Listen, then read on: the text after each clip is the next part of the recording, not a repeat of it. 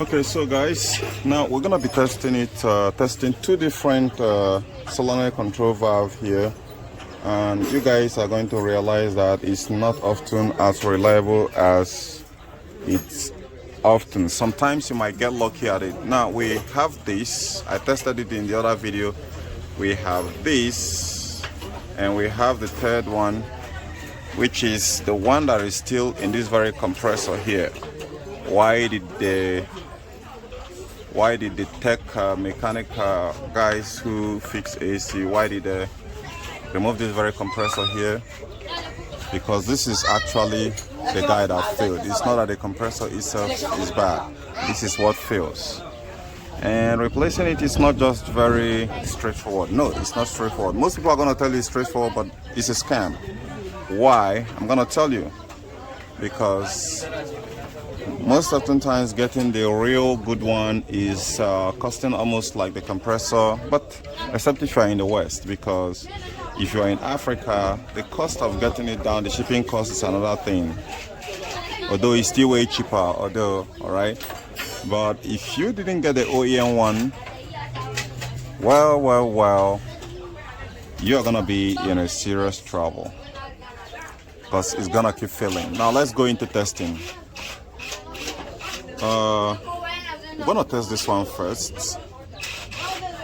Okay, this one here, I want to shed this a little bit from light so that I can have more focus. So can shift this one somewhere here so you guys can see it. Redirect it a little bit more. Okay, now we have this one right here. We're gonna test this one here. There is a reason why I want to make a comparative testing so that we can have a broader spectrum of what this is all about. And right here, you can see the reading is 7.4 ohms. And that shows that this is actually bad. A good one should read 11 volts. That's what we're told. And I'm going to explain to you why you are going to get a different reading even with a bad one. Now I want to go ahead and test this one here. It should give 11 point something volts from here,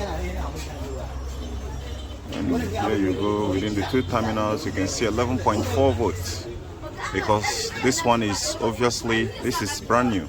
Now let's put this aside, because that 11.4 is the spec for good one. Now we have this one here that is still inside this very system. I'm gonna wrap the wire around here. Then I'm gonna test the body is earthed, and here we go. And you can see where it started from, a whole lot of 167. So let's say that it's adding the total resistance of the compressor. So let's change the behavioral pattern by only doing something. We're gonna remove the clip. I'll remove the clip. Okay, the clip is removed, so we can test it directly like we did the other one there. And we hope we might get the real power, the real reading. And there we go. That is just about the same spec, 11.1. So no difference, 11.1. So what made the reading to go up, to spike up, is the total resistance of this very compressor here, because we're using the compressor as the ground. And so we added the total summation. So why are we getting 11.1 volt here? There are critical things to look at. Look at it here, 11.1, and it stopped right there. The first thing I want to look at here is, you can see the yellow dot that is right here. This yellow dot symbolizes that this one have a diode there. So let's change the polarity and see if we can beat that the test there, make this system it didn't change anything even with the changing of the polarity. So the diode is not actually interfering. But this is where it gets confusing. Why is this one here giving 11.1 volts, which is still falling within the spec of a very good one? Why this one here is showing 7 point something volt? What that means here is that this one here is short. So the plunger is not moving. The coil that is here is not pulling up the plunger up and down. That is what it means. But this one here is not completely short. This is not completely short, but it's not responding the way it's supposed to. It's not fully working. It's not closing properly or opening properly, and that is why we're having almost close range of reading like what we have right here. And that is what rendered this very compressor useless, and that is why you cannot rely totally on the reading you're getting on the multimeter. So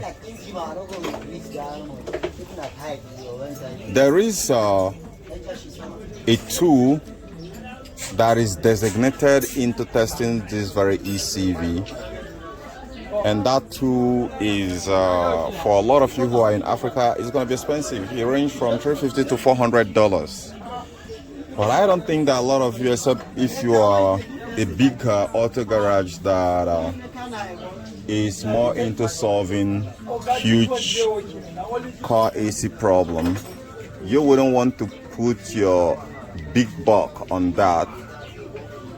That's the problem. And because of that,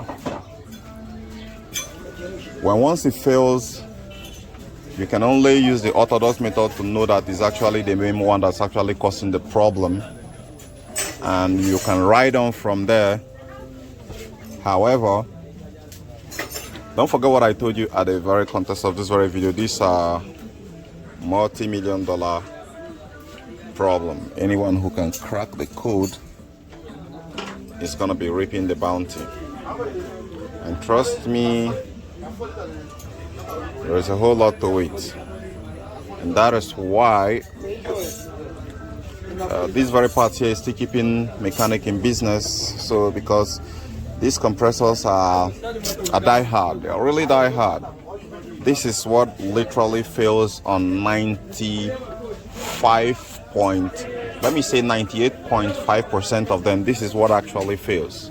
And by that saying, you can understand why I say this is a multi-million-dollar problem.